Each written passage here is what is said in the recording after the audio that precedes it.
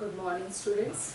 Today we are going to discuss chapter 2, acids, bases and salts. First of all, we are trying to understand what do these terms actually mean in terms of chemistry.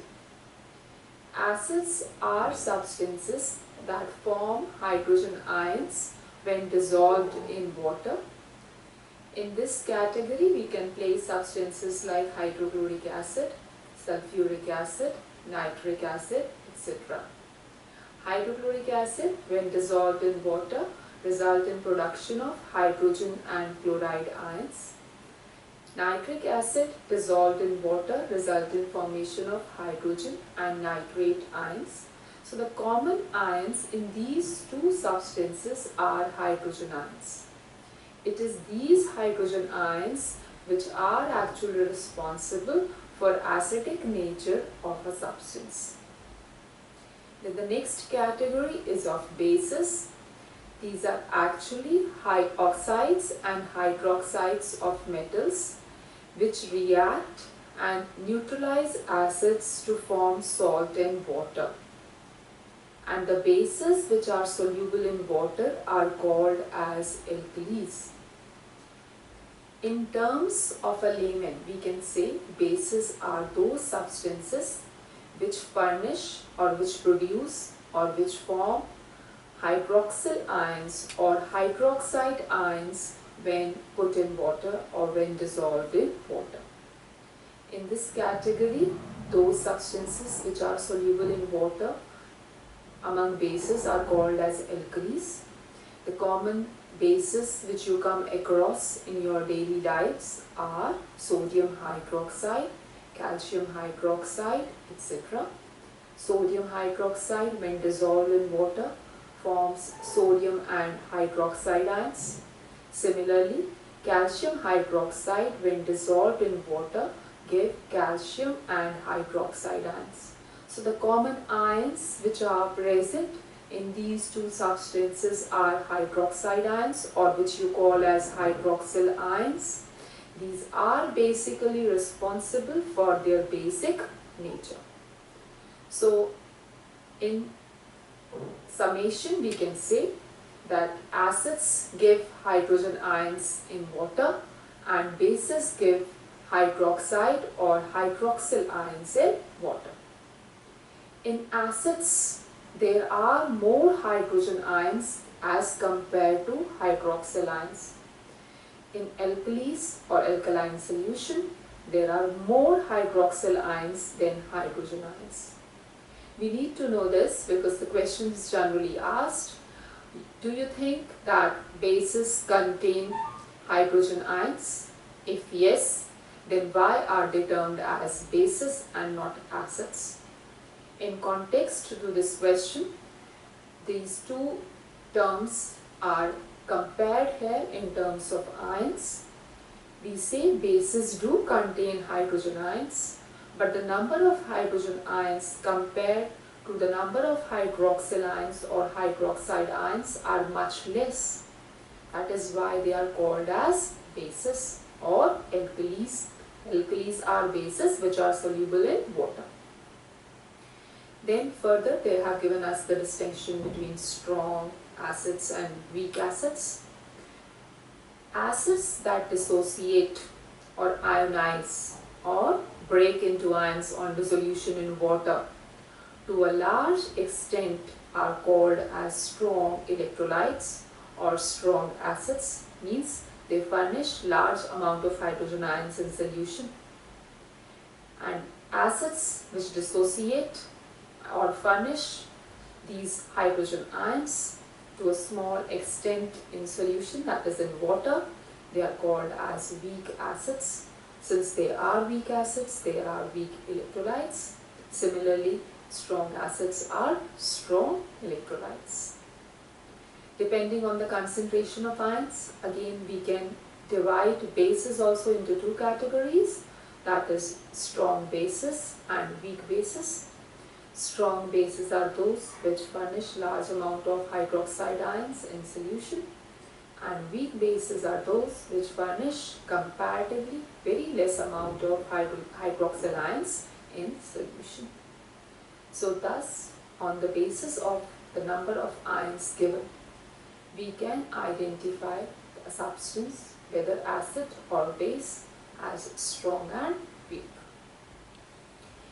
Now next they have given us the basicity of acids. Basicity of acid is actually the number of ionizable hydrogen ions present in an acid. Let us take example of hydrochloric acid. In solution, it is capable of giving only one hydrogen ions. That is why we say hydrochloric acid has basicity 1 and it is monobasic in nature. Next we come across sulfuric acid, H2SO4, which gives 2 hydrogen ions in solution, and that is why we call it as dibasic acid. Next is phosphoric acid, H3PO4. In solution or in water, it is capable of forming 3 hydrogen ions, thus we call it a tribasic acid. So basicity of acids is determined in terms of the number of hydrogen ions which an acid is capable of giving or furnishing in water or in solution. Next we come across acidity of a base. It is actually the number of ionizable hydroxyl ions present in an alkali. The very first example given is of sodium hydroxide. It gives sodium and hydroxyl ions in solution. Similarly, calcium hydroxide, it gives again calcium and hydroxyl ions in solution. We call sodium hydroxide as a monoacidic base because it gives 1 hydroxyl ion in solution. Similarly, if we talk of calcium hydroxide, it gives 2 hydroxyl ions in solution.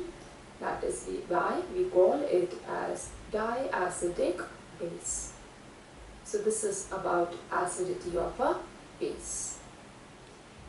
Now summation of properties of bases. Bases react with fats to form soap and glycerol, and this process is called as saponification. This you will study in practical related to the chapter in later part. Then bases have pH more than 7. What is pH? We'll come across in the later part of the chapter. Then dilute solutions of bases taste bitter. Bases turn phenolphthalein pink, litmus blue, and bromothymol blue to blue. So these all are actually the indicators which you have read in your earlier classes. Bases neutralize acid, and this process of neutralization is called as neutralization. Bases are formed when alkali metals or alkaline earth metals react with water. When we say alkali metals, it refers to metals which are present in group 1 of the periodic table, and alkaline earth metals which refer to group 2 in the periodic table. The words alkali and alkaline mean basic, and they are this is a contrasting term in reference to acids. Then next come the physical properties of acids and bases. Let us see. Acids taste sour. Acids are harmful to living cells as they have corrosive action on skin. Then aqueous solutions of all acids contain hydrogen ions. This we have already seen how they ionize in solution to form hydrogen ions. Acids turn blue litmus red. Then strong acids are corrosive in nature. Now let us see the properties of bases. When we come across properties of bases, we can say alkalis or bases taste bitter. Strong alkalis also have corrosive action on skin. Aqueous solution of all alkalis contain hydroxide ions. Alkalis turn red litmus blue, and alkalis are soapy to touch. So these all represent the physical properties of acids and bases. Next, we come across the chemical properties of acids and bases. And when we talk about chemical properties of acids and bases, basically we refer to the reaction of acids and bases with different substances. Like the very first example which is shown here, that is chemical properties of acids, and we have in this category, when we talk of chemical properties of acid, the reaction of acids with metals. Let us see.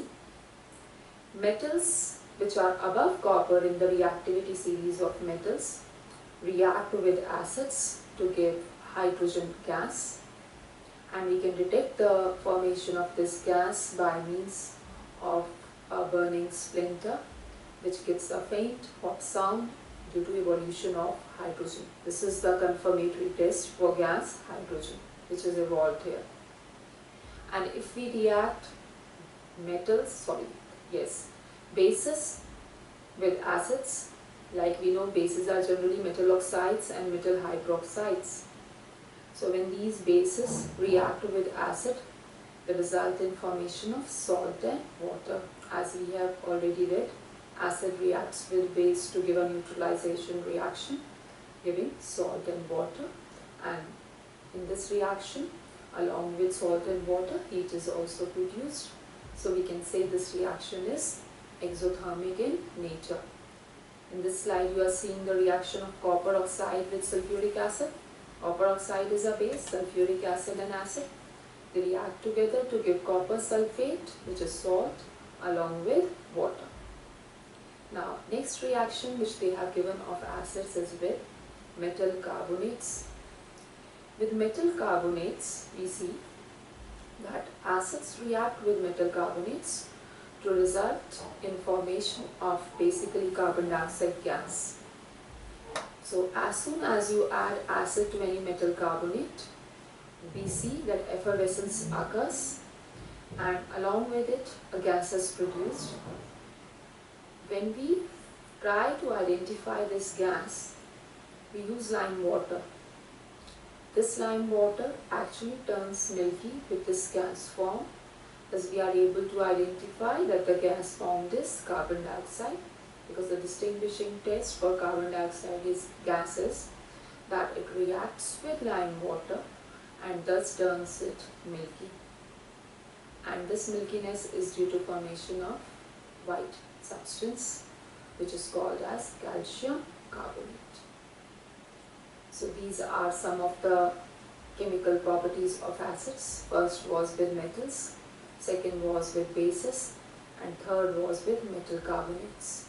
They all are referred to as chemical properties because in all these cases chemical change is taking place.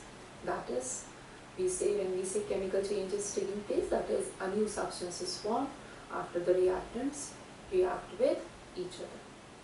So these are the chemical properties. Now next we come to the neutralization, which is actually reaction between acid and base to form salt and water.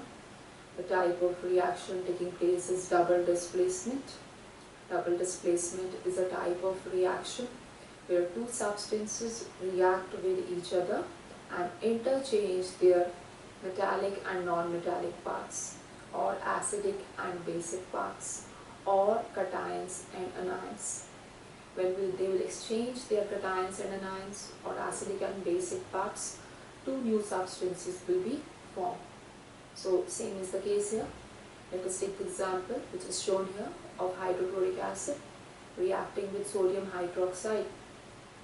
In hydrochloric acid, the cation is hydrogen and anion is chloride. Similarly, in sodium hydroxide, the cation is sodium and the anion is hydroxide. So when they exchange their cations and anions, the substance formed will be sodium chloride. From HCl we have taken chlorine, and from sodium hydroxide we have taken sodium. So the substance formed is sodium chloride, and along with it water will be formed. So these are examples of neutralization, and this type of reaction is called as double displacement. Here it is also written, the word is replaced, displacement is replaced by replacement. The better word is displacement, double displacement, or we can also call it double decomposition reaction. Replacement word is used here to make you understand actually how the reaction is taking place.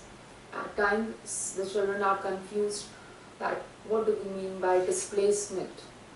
So in order to simplify this word, they have used the term replacement to make you understand better. Now next we see how hydronium ion is formed.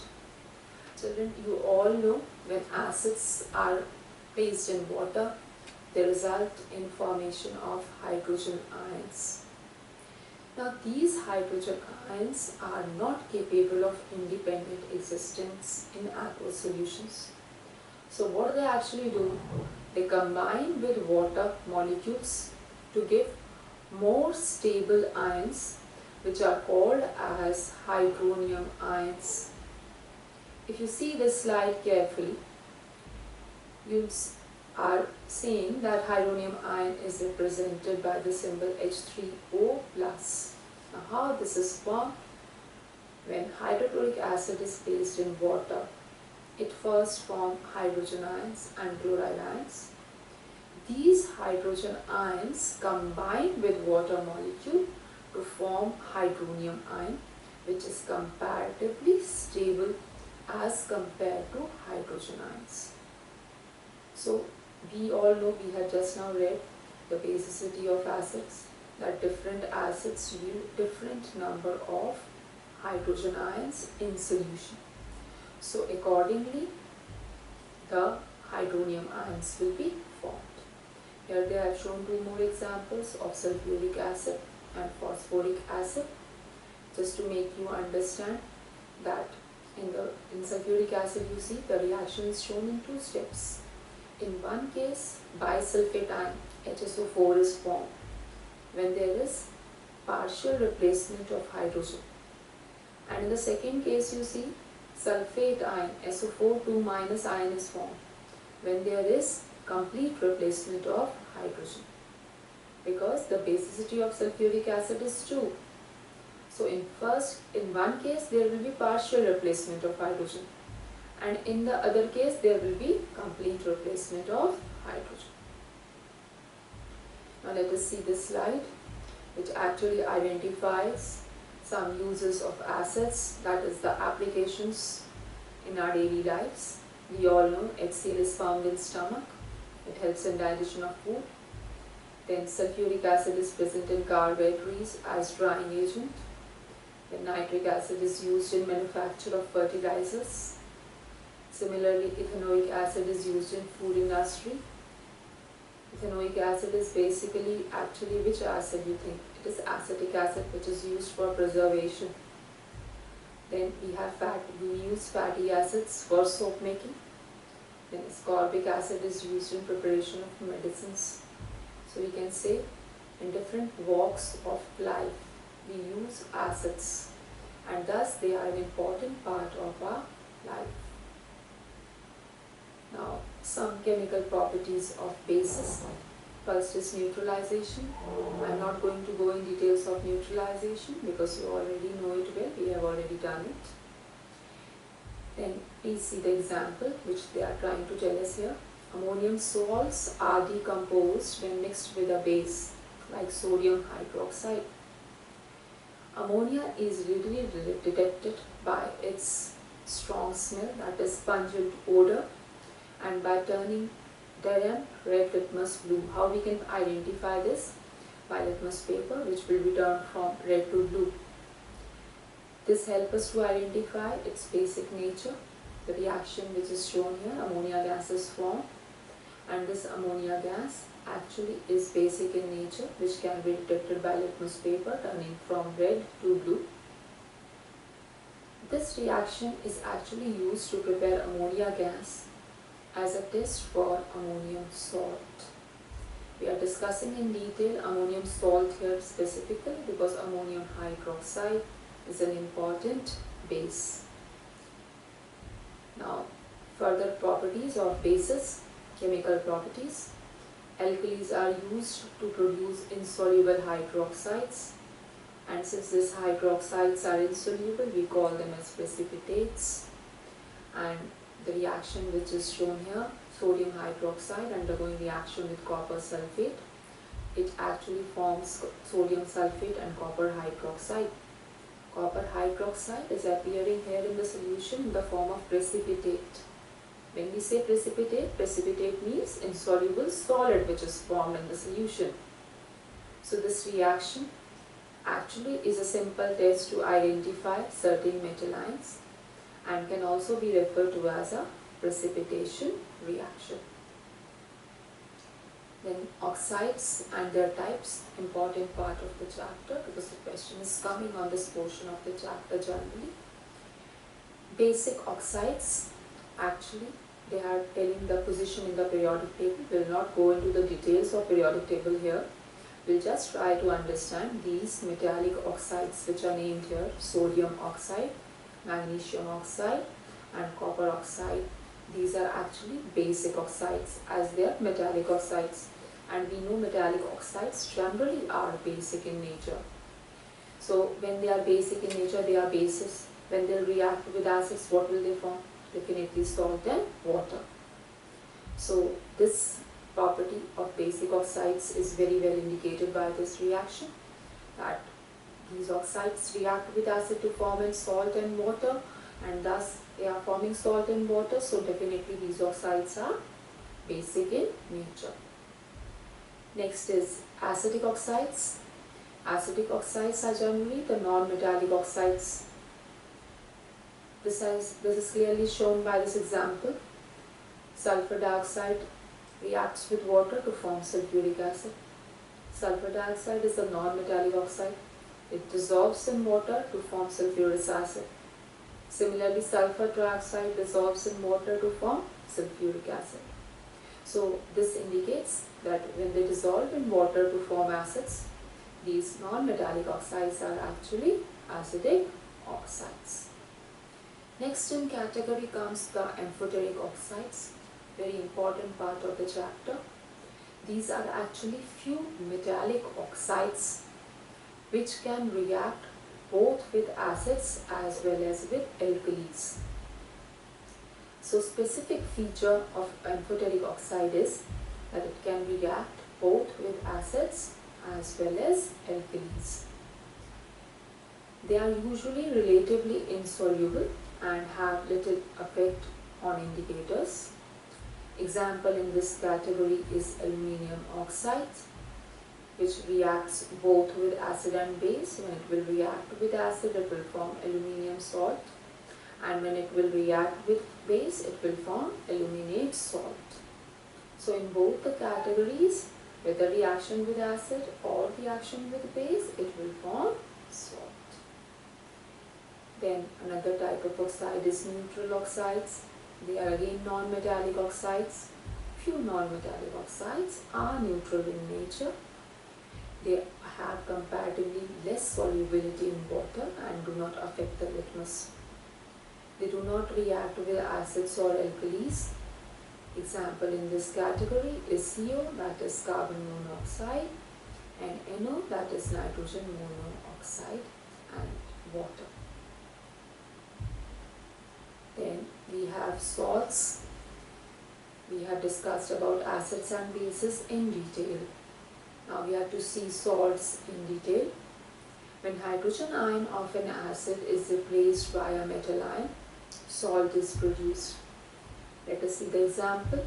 Sodium hydroxide reacts with sulfuric acid to form salt sodium sulfate. Along with it, water is produced. Similarly, ammonia reacts with nitric acid to form ammonium salts. Like in this case, ammonium nitrate is formed. So ammonia is also a base. Then methods of making soluble salts. There are few basic methods, the general methods which we have to remember.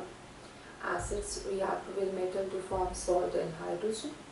Acid react with base to form salt and water, that is neutralization reaction. Acids react with metal carbonates to form salt, water and carbon dioxide. Similarly, acids react with alkalis, that is soluble bases. Alkalis are soluble bases to form salt and water. Then direct combination also salts can be formed. For example, sodium reacts with chlorine to form sodium chloride. This is an example of direct combination. Like acid react with metal, they have given us here two examples. Zinc react with hydrochloric acid to form zinc chloride and hydrogen. Zinc chloride is a salt. Iron reacts with sulfuric acid to form iron sulfate. Iron sulfate is a salt. Then reaction of acid and base, again they have given two examples, copper oxide and sulfuric acid forming copper sulfate, that is a salt. Magnesium oxide reacting with hydrochloric acid forming magnesium chloride, which is again a salt. So here they are given examples of two categories, metal with acid and acid with base. Both cases, salt is one of the common products. Next is the third method of preparing salts, that is acid reacting with carbonate. Example given here, calcium carbonate reacting with hydrochloric acid to form calcium chloride, which is salt. Sodium carbonate reacting with sulfuric acid to form sodium sulfate, which is a salt. Then acid reacting with soluble bases, that is alkalis. Sodium hydroxide is an alkali. It reacts with acid to form sodium chloride and water. Then ammonium hydroxide is again alkali. It reacts with sulfuric acid to form ammonium sulfate, which is again a salt. Now, next reaction, the important category of precipitation reactions. These are the salts formed which are insoluble salts. Means they are appearing in the solution in the form of precipitates, that is insoluble solids. This involves mixing solutions of two soluble salts that between them contain the ions that make up the insoluble salts. First one is precipitation reaction, where you have the salt in the form of precipitate. Like here, barium chloride is combining with magnesium sulfate. Both are soluble salt solutions. They react with each other to form barium sulfate, which is insoluble salt, that is, which appears in the solution in the form of precipitate. Next is direct combination, where iron reacts with sulfur. Two elements react with each other, like iron reacting with sulfur, metal, iron reacting with non-metal sulfur to form iron sulfide, and iron sulfide here is insoluble salt. Next, they have shown us how precipitation reaction takes place. You are seeing in the first image the yellow precipitate appearing in the solution, and similarly in the second case the white precipitate appearing in the solution, and they have shown how the particles combine with each other when the new substance is formed.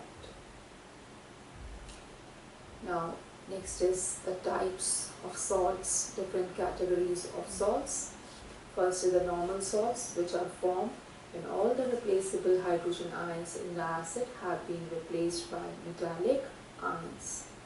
Like sodium hydroxide reacting with hydrochloric acid to form sodium chloride. Sodium chloride here is normal salt. Why we call it a normal salt? Because HCl has only one replaceable hydrogen. This one replaceable hydrogen of HCl is replaced by or exchanged by sodium. So HCl, in HCl, H is replaced by Na. So the product formed is NaCl. So all the replaceable hydrogen of acid are replaced by metal ion. That is why example of normal salt. Next we have acid salts, where all the replaceable hydrogen ions present in acid are not replaced at once. They are only partially replaced. For example, let us see, sulfuric acid is reacting with potassium hydroxide KOH. sulfuric acid has two replaceable hydrogen ions. But in this reaction, what is happening? Out of two, only one is replaced by metal, that is K, metal ion K. So we have product KHSO4. Hydrogen is still there in the salt. So this is partial replacement of hydrogen from acid. And that is why we have formation of potassium hydrogen sulfate, which is actually acid salt. So all the hydrogen ions which are present are not replaced